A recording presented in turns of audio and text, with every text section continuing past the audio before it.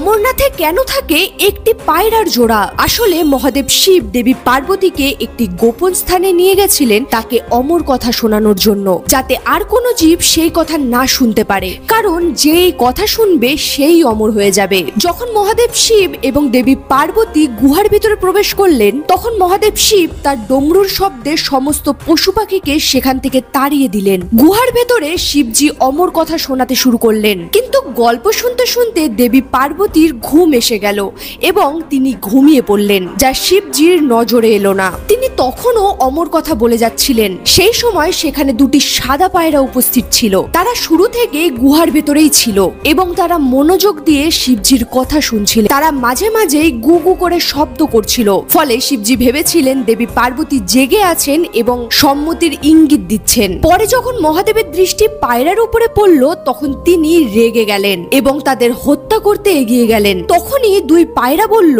প্রভু, আমরা আপনার মুখে অমর কথা শুনেছি, যদি আপনি আমাদের মেরে ফেলেন তাহলে এই অমর কথা মিথ্যে প্রমাণিত হবে। এই কথা শুনেই শিবজি তাদেরকে বাঁচিয়ে দিলেন এবং তাদেরকে আশীর্বাদ করলেন। সেই থেকেই এই গুহাটি অমর কথার সাক্ষী হয়ে রইল এবং এর নাম হলো অমরনাথ গুহা।